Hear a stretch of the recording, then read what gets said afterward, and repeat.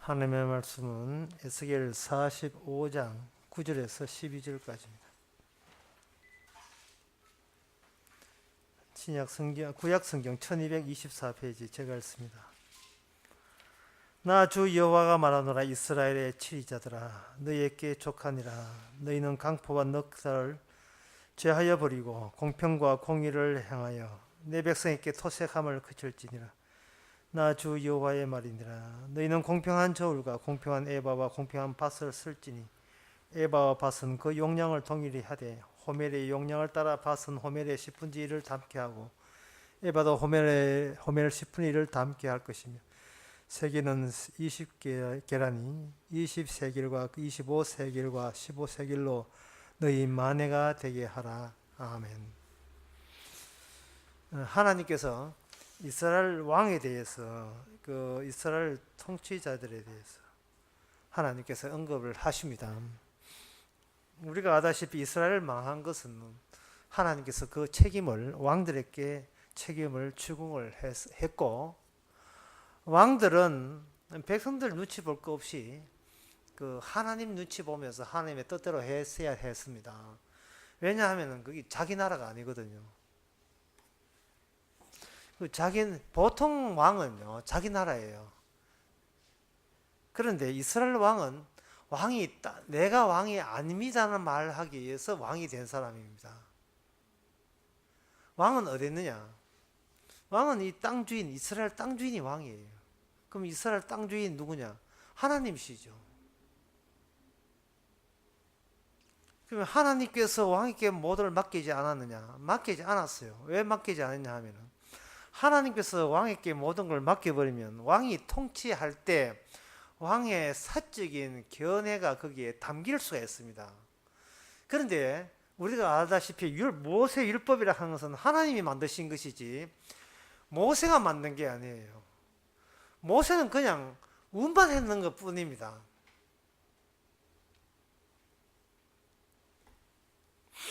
모세도 말씀대로 못 살아요. 살 수가 없습니다. 운반.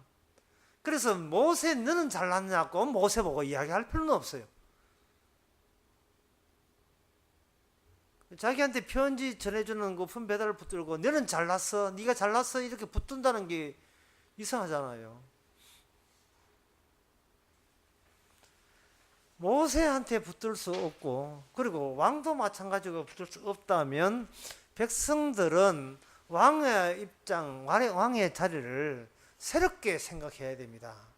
야, 왕 믿고 우리 그냥 살자라고 할 수 없어요.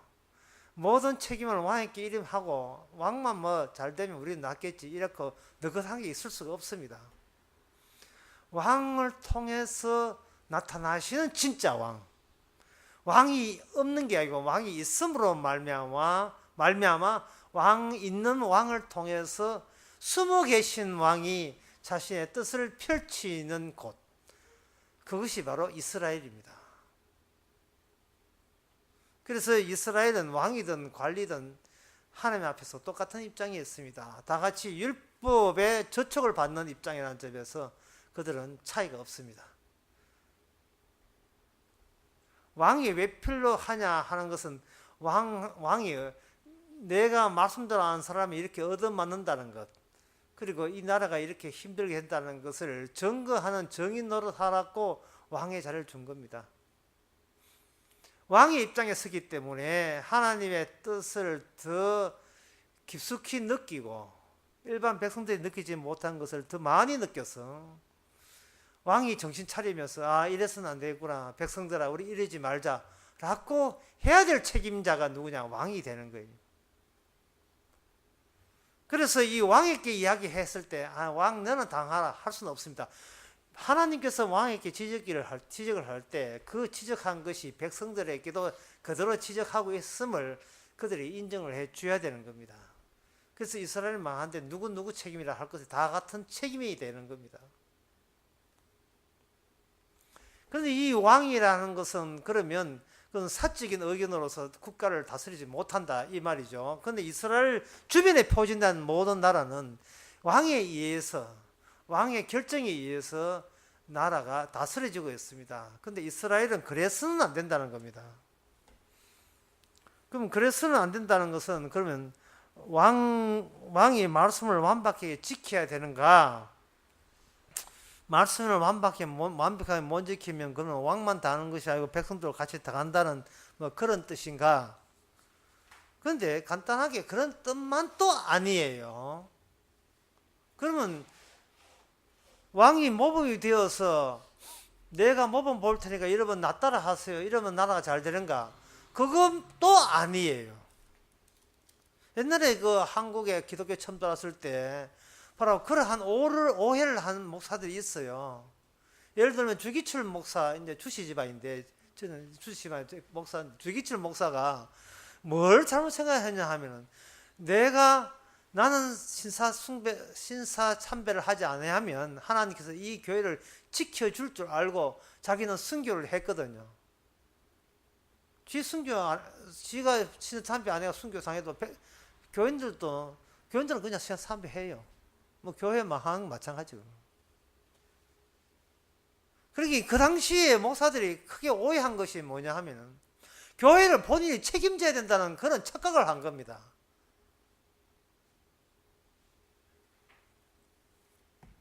그러면 책임 안 지는 게 그럼 책임지는 게 아니란 말입니까? 예, 책임지는 게 아니에요. 그럼 목사는 왜 있는데요?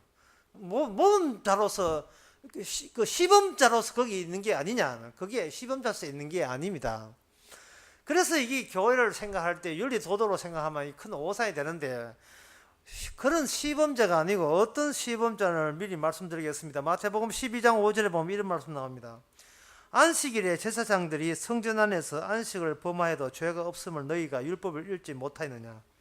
다시 읽겠습니다. 안식일에 제사장들이 성전 안에서 안식을 범하여도 죄가 없다는 것을 너희가 율법에서 읽지 못하였느냐. 읽었잖아. 율법에 나왔잖아. 뭐 그런 뜻이잖아요. 예수님께서 그런 이야기를 하셨다. 이거. 이 말이 굉장히 난해한 말씀이에요.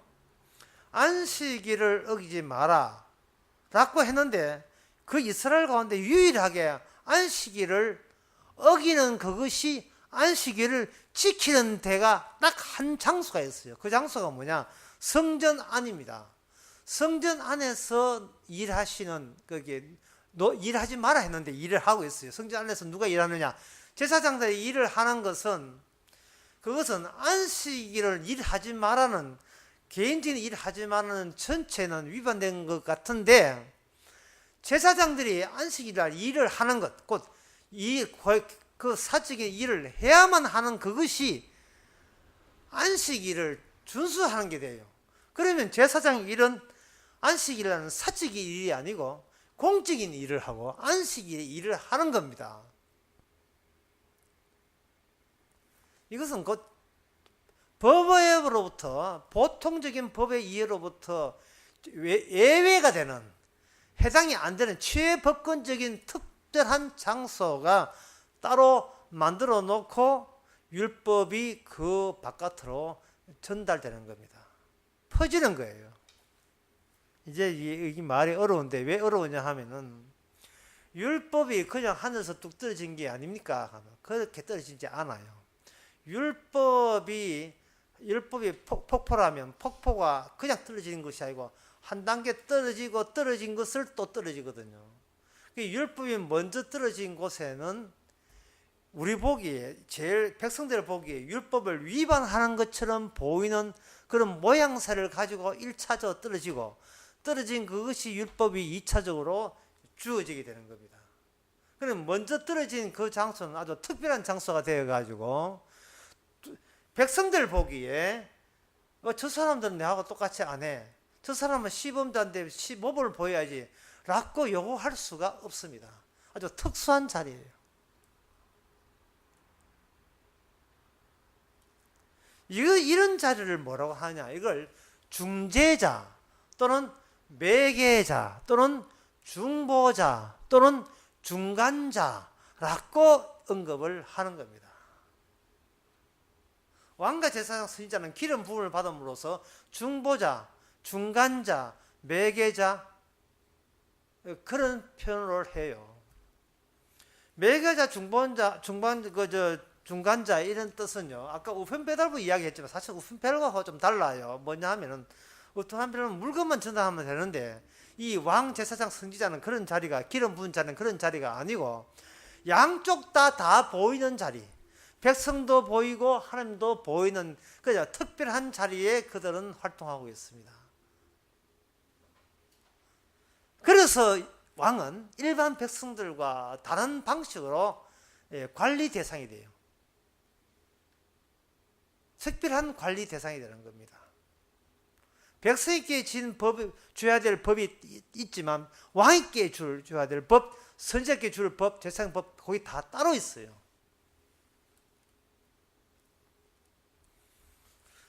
이렇게 폭포가 한 단 그냥 떨어지는 것이 아니라 한 단계 턱 거쳐서 떨어지는데 그 거치는 그것은 방금 이야기했던 것은 하나님과 백성들이 양쪽 다 보이는 곳이에요. 다 보이는 곳이기 때문에 하나님은 그 자리를 이해를 해도 백성들은 이해를 하기가 곤란합니다. 뭐 왕인데 우리하고 막 먹자 이럴 수가 없어요. 이거는 하나님이 보이는 것과 하나님이 안 보이고 왕만 쳐다보이는 자리와 달라요. 우리나라 속담에 한국 속담 이런 게 있어요. 난 놓고 기억자 모른다는 그런 속담 혹시 아십니까?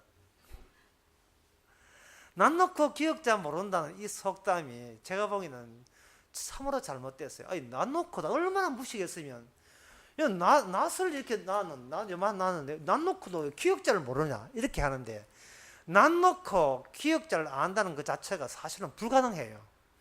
왜냐하면 글자를 모르는 사람은 낯은 낯으로 보지 기억 니은 뒤끝 있다는 것 자체를 존재 자체를 모르기 때문에 낯에서 기억을 끄집어낸다는 것은 이거는 기적적인 겁니다. 이거는 가당치도 않은 이야기예요.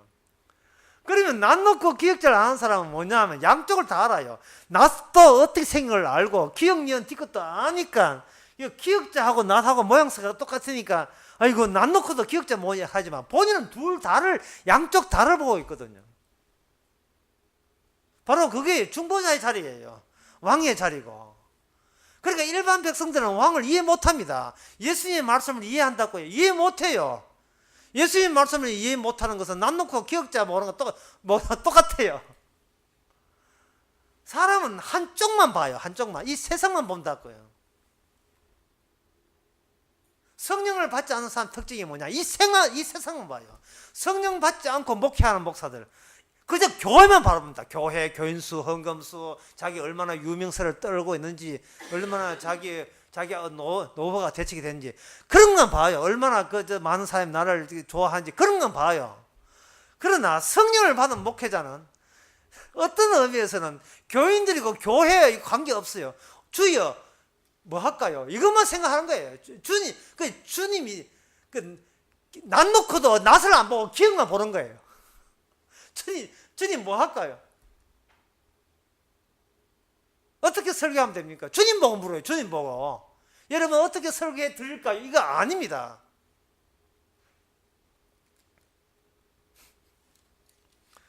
어떤 부교육자인가 자기가 고백한 글에 잠깐 보니까 평소에 담임 목사가 모든 설교를 다 교회에서 다 했답니다. 아마 그 사람이 전도사인가 신학생인가 그런 모양이에요. 페이스북에 보니까 그런 이야기 하는데 신학생 같아요. 신학생인데 갑자기 당회장 목사 전화와 한 말이에요. 뭐 전도사님 이번 주일날 효도에 대해서 부모 공경에 대해서 설교하세요. 그러니까 전화가 와가지고 자기가 얼마나 놀랐는지 모른답니다. 왜 평소에 설교를 안 맡았는데 목사가 갑자기 자기를 효도에 설교를 하라 하는 거예요. 그래서 그 사람이 혼자 말로 페이스북 이야기하기를 평소에 효도 해본 적도 없는데 어떻게 설교하지? 그걸 보고 제가 느낀 게 있어요. 5월 8일 대한민국에서는 어버이날입니다. 그래서 5월 10일 날, 5월 3일 날 이 주간에 어버이에 대해서 효도하겠다고 설교를 하라고 하는 그 목사는 이 어버이날이 주님이 만든 겁니까? 어버이날 안 지키면 지옥 갑니까? 어버이 효도하면 천국 갑니까? 목사가 해야 될 설교가 뭐예요? 하나님 나라 갈 수 있도록 설교하는 게 그게 목사의 할 일이잖아요. 하나님 나라 들어가도록 교인이 한 명이든 두 명이든 괜찮아요. 예, 자기 식구밖에 없어도 괜찮아요. 예, 노아가 자기 식구 데려와도 노아가 하늘나라 손 들고 벌 섰는 거 아닙니다. 이게 8명밖에 너희 식구밖에 안 하고 다른 식구는 어떻게 막 이렇게 꾸정드는 게 아닙니다. 잘했어. 다른 사람 없고만 내가 조마조마했지. 참 잘했어. 칭찬에 늘어져요. 개척교회 교인이 2명입니까? 참 잘했어요.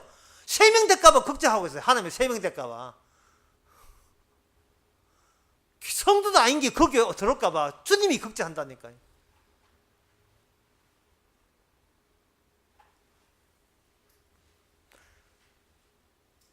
목사는 사람을 보고 설교하면 안 돼요. 주님을 바라보면서 이 말씀을 또 어떻게 전하 그것만 생각해야 돼요. 그것만. 가정의 자유하고 부모 효도하고 어린이 설교하고 추수감사 설교하고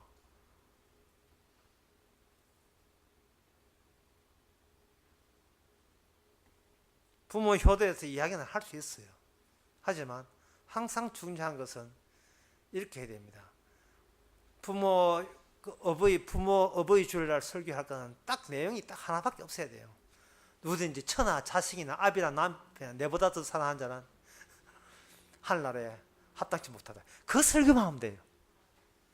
그것보다 더 귀한 효도는 없습니다. 가정의 날 특별 설교.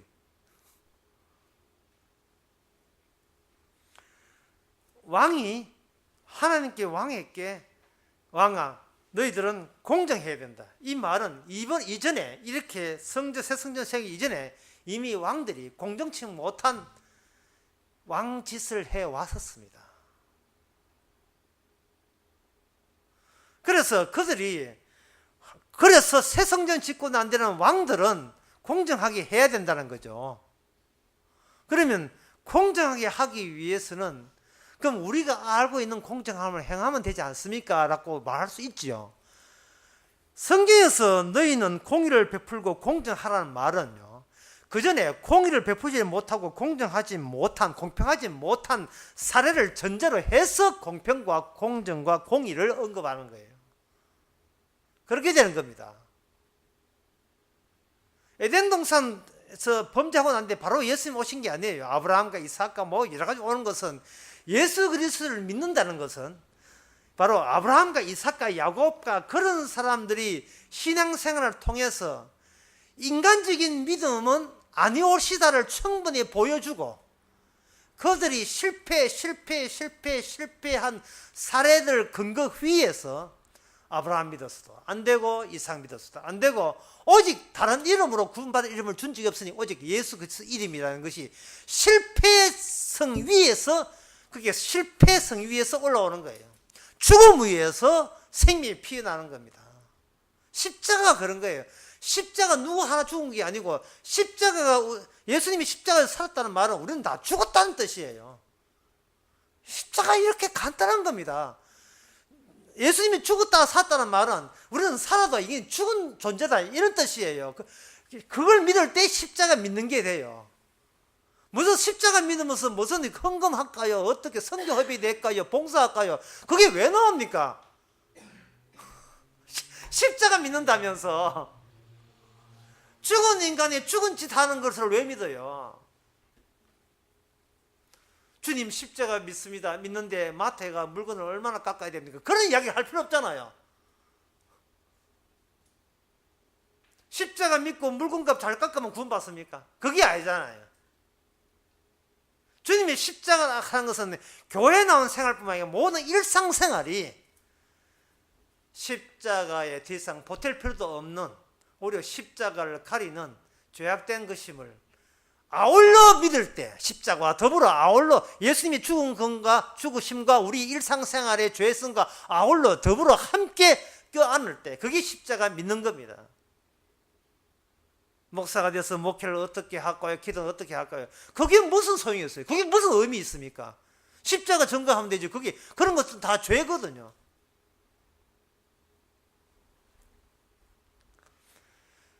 주님께서 그 전에 공평과 공의에 대해서 이미 실패한 그러한 사례들을 쭉 깔아놓고 새 성전과 더불어 너는 공평하라 이렇게 언급하고 있습니다. 그러면 기존의 왕들이 범죄했다는데 그 범죄한 그 사례가 뭐냐? 그 범죄한 사례를 언급하기 전에 먼저 이스라엘이 북쪽과 남쪽 그걸 두 왕국이라 하는데 북왕국을 이스라엘, 남쪽 왕국을 유다 왕국이거든요. 나라가 둘로 쪼개진 그것이 바로 공의와 공평과 하지 못했던 증거가 되는 겁니다. 제가 왜 이런 이야기를 하냐면은 아까 처음에 설계했듯이 왕의 자리가 백성만 보이는 자리라면요. 백성인 또 아담의 자손이고 왕도 아담의 자손이니까 양심이 있을 거 아닙니까? 여러분 공평하게 정치하겠습니다. 바르게 하겠습니다. 이런 식으로 해버리면 이것은 뭐가 안 보이느냐 하면은 장차올 예수 그리스도의 모습을 보지 못하고 일방적으로 사람에게만 좋게 하는 그들이 원하는 왕으로서만 살면 그거는 그런 쪽에서 자기 마음대로 공평과 공의와 정의를 언급한다면 그거는 대실수가 되고 큰 대실패가 되는 겁니다. 양심상 공의와 공평과 인간들이 알고 있는 남 놓고 기억자 모르잖아요. 그 남만 보고 낯이라고 하는 그러한 공평과 공의는 이거는 하나님 원하는 게 아니에요. 낯도 보고 기억자도 보고 양쪽 다 보면서 인간적인 양심성인 평등과 정의 실현이 그게 바로 공평치 못한 거구나 하는 것을 우리가 알아야 돼요. 이걸 아셔야 됩니다. 흔히 기독교 이름으로 복음의 이름으로 정의사회 구현을 부르짖는 사람들의 신학자들이나 목사들의 특징이 뭐냐? 난 놓고 기억자도 모른다는 거예요.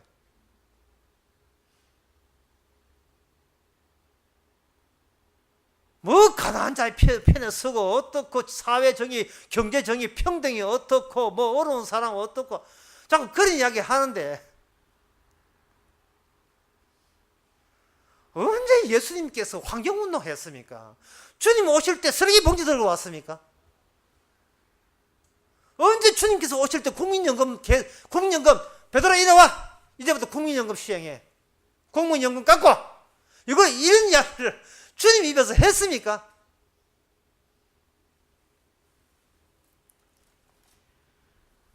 칼로 선자는 칼로 망한다 했는데 내 나라는 너희에게 속한 것이 아니라 너희들은 몰라. 너희들은 내 나라를 몰라. 주님의 나라를 몰라요.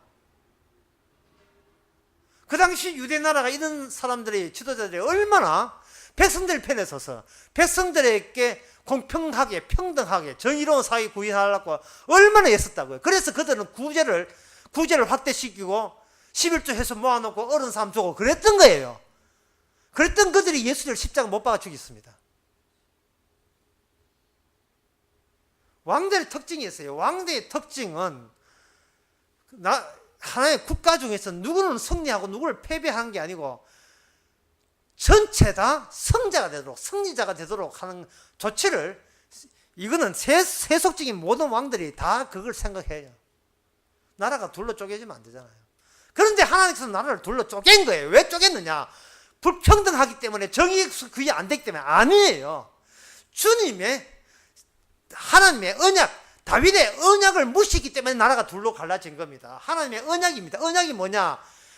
다윗의 자손에게 메시아가 온다는 거예요. 그것을 무시한 열지파가 떨어져 나가서 나라가 둘로 쪼개진 겁니다. 정말 이거 굉장히 중요한 거거든요. 이사야 1장 18절에 보면 이게 나라가 둘로 쪼개진 이유를 이렇게 돼요. 여호와께서 말씀하시되 보라 우리가 서로 변론하자 너희 죄가 주홍같이라도 눈과 같이 희어질 것이요 지동같이 붉을지라도 양같이 되리라. 하나님께서 이스라엘을 둘로 쪼갠 이유가 이게 국가 정책을 잘못했다가 아니라 죄 문제예요. 죄. 그리고 그 죄 문제라 하는 것은 백성들이 한쪽만 바라면 백성들 한쪽만 바라면 왕들은 몰라요. 뭘 보느냐? 반드시 우상이 있어야 돼요. 우상 숭배가 일어나야 됩니다.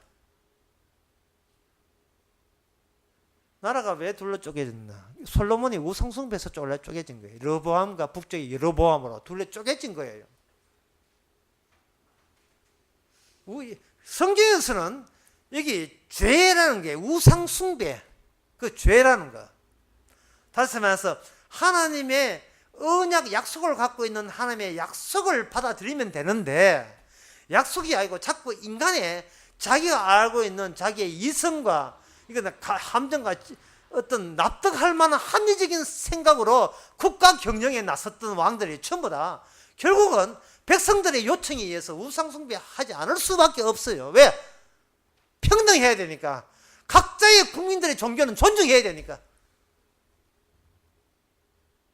그걸 가지고 종교의 자유, 또 다른 말로 표현의 자유라고 합니다.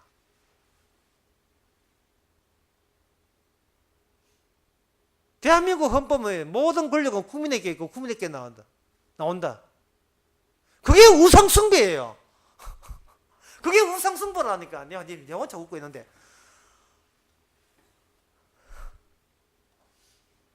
그럼 목사님 학교에서 그걸 가르치나요? 배워야지요. 배워야지. 왜? 우리가 우상숭배 속성을 갖고 있으니까. 학교 가니까 진화론 가르쳐야지. 진화 좀 배워야지. 배워야지. 왜? 우리가 진화론을 원하고 있으니까. 내 몸이. 우리 몸은 창조론을 원하지 않아요. 진화론을 원해요.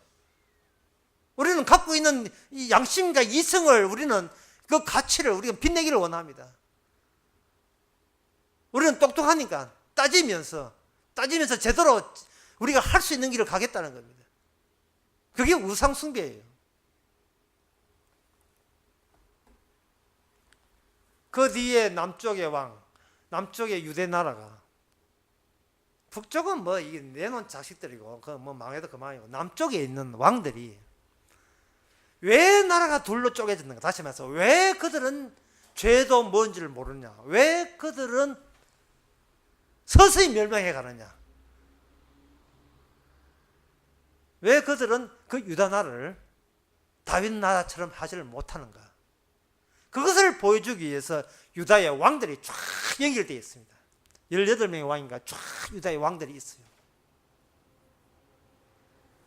나라가 둘로 쪼개고 난 뒤에 르호보암, 그 솔로몬의 아들 르호보암이 양심이 가책이 되거든요.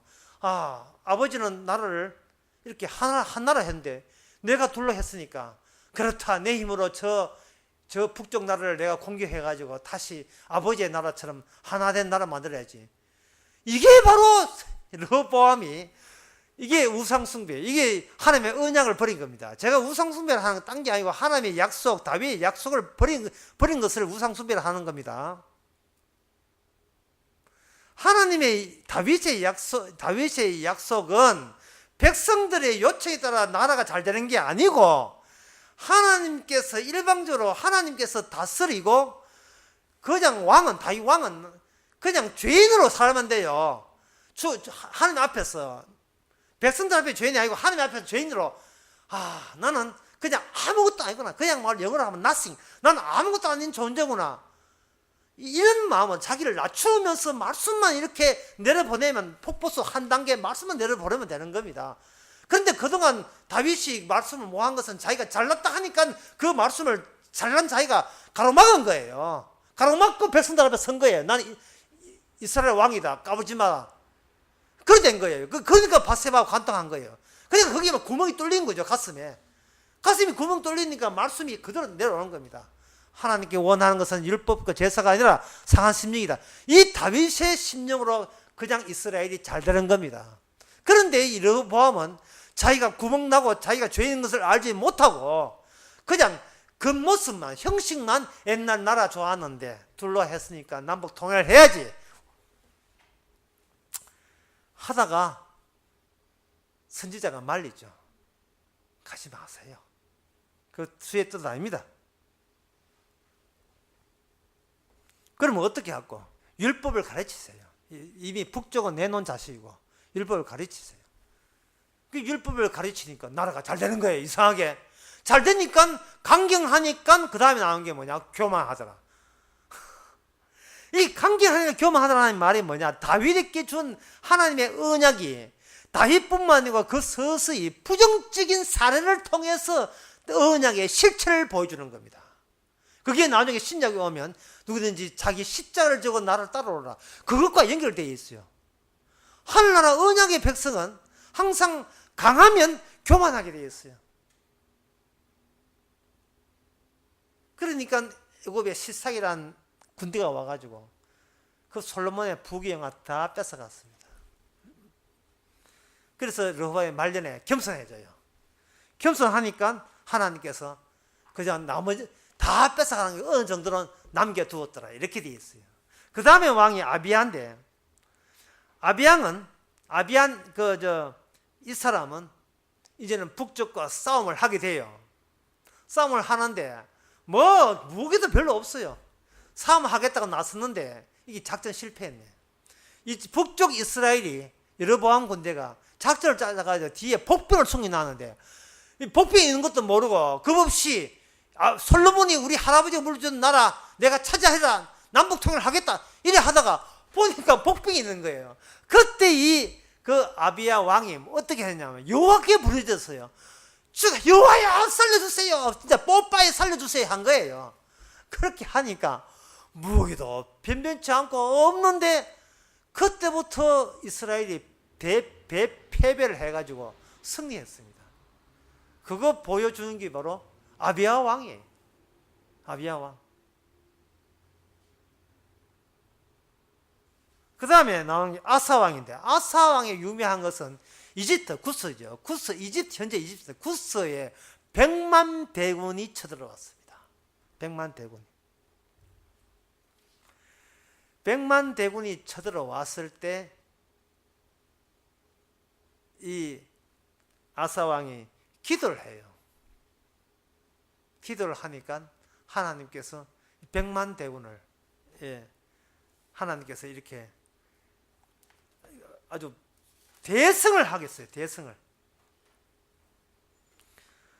뭐라고 기도했냐 하면은 역대하 14장에 보니까 여호와께 부르짖어서, 이건 아비야 똑같아요. 부르짖어 가로되 여호와여, 강한 자와 약한 자 사이에 주밖에 도울 자 없으니. 보세요.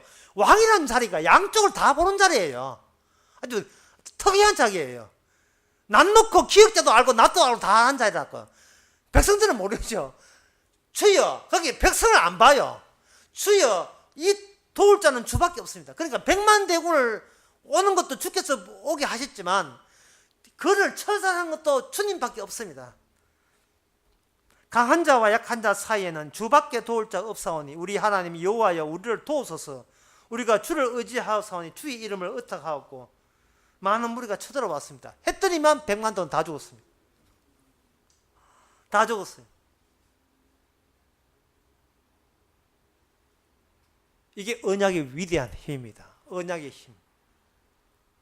우리는 그 언약의 힘으로 지금 천국 가고 있습니다. 그 언약의 힘을 우리는 외면해버립니다. 살기 바빠서. 그럴 때마다 우리 힘으로 안 되는, 부르짖을 수밖에 없는 일이 일어나게 해서 다시 주께 부르짖게 하시는 방법. 그래서 기도는 우리가 하는 것이 아니라 기도케 하는 기도가 있고, 하나님께 헌금케 하는 헌금이 있고, 봉사케 하는 봉사 있고, 모든 것은 신앙생활을 주께서, 성령께서 알아서 해주시는 그런 혜택을 입는 자가 성도입니다.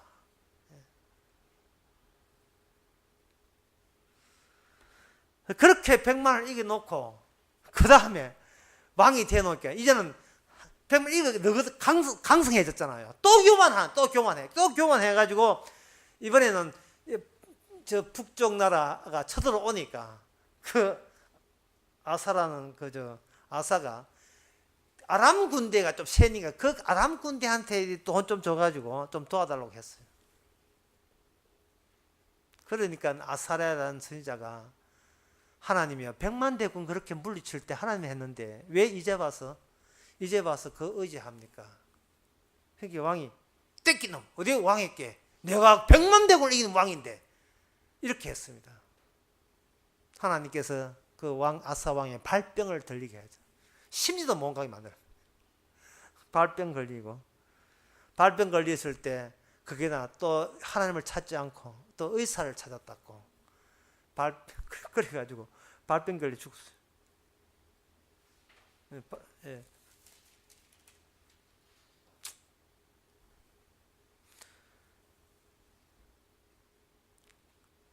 예, 그래서 이 왕들의 방금 제가 아사까지 이야기했는데 그 뒤에는 여호사밧도 마찬가지. 여호사밧이라는 왕이 그 전에 그 아버지 했던 그걸 모범 봐가지고 순행하면서 처음으로 제사장한테 지방마다 촉촉 율법을 다 가르쳤습니다. 율법을 잘 가르치니까 또 나라가 강성해졌어요. 하여튼 나라 강성할 때 이 문제 있어요. 나라가 강성해지니까 이 나라 강성해도 자기 건 줄 알고 또 이제 하나님 안 보고 이제 이 나라 내 거다. 내가 여러분 아직 내 공로자인 줄 알지요? 이래가지고 해가지고 북쪽 나라하고 뭐 서로 아합하고 혼인 관계에 들어가면서 같이 치자 이래 나온 거예요. 그럴 때 에후 선지자가 하는 말이 멜랑 아버지 있었던 그 선지자 아들인데요. 악한 자를 돕는 게 아닙니다. 그 여호사밧과 아합이 같이 아람치다가 아합은 변장이 자기 안 죽으려고 변장하다가 우연히 화살 날라가지고 그 아합은 죽고 여호사밧은 호이 나가지고 다시 집에 돌아온 거예요. 그러니까 여호가 왜 악한 자를 돕습니까? 그게 다윗 언약이 아닙니다 뜻이에요. 그리고 난 뒤에 모압과 암몬과 이 군대가 쳐들어왔을 때 그때 여호사밧이 참 중요한 말이에요. 그때 진짜 하나님께 기도합니다. 하나님이여, 이 전쟁은 우리에게 사람에게 해난 것이 아니고 하나님이 전쟁입니다. 하나님이 개입할 전쟁이지 우리 전쟁이 아닙니다. 이렇게 이야기하면서 어떻게 이기느냐 하면 찬양대를 찬송가를 불렀더니만 그 군대가 다 몰살해가 다 이겼습니다. 찬양으로 이겼어요.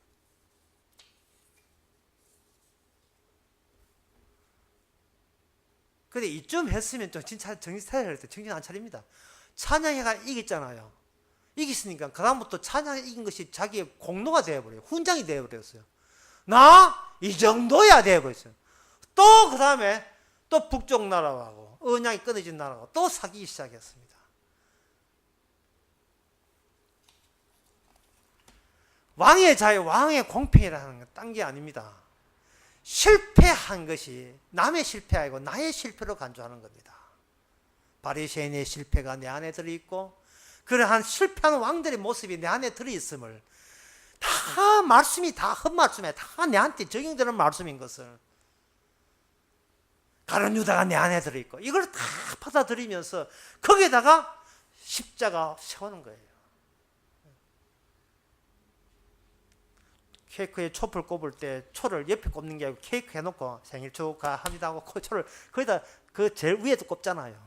십자가 그 위에다 꼽기 십자가 꼽기 위해서는 안에 있는 모든 도톰한 모든 것은 나의 죄 그리고 같은 아담에 속했기 때문에 신구약에 나오는 모든 죄들이 사탄적인 죄들이 바로 우리 안에 가득 들어있는데 그것을 난 놓고 기억자 알도록 바로 내가 죄 속에서 나의 죄 속에서 비로소 십자가가 올라오고 있다는 사실을 십자가 한번 증거하는 저와 여러분 되시기 바랍니다. 기도하겠습니다. 하나님 아버지, 저희들 이 땅에 살아가는 것이 우리 힘으로 애써서 살아가는 줄 알았는데 우리 기도 덕분에 살아가는 게 아니고 주님 기도 덕분에 살아가고 주님의 자비와 은혜로 살아가는 것을 잊지 말게 하옵소서. 예수님의 이름으로 기도합나이다. 아멘. 찬송가 276장 합시다.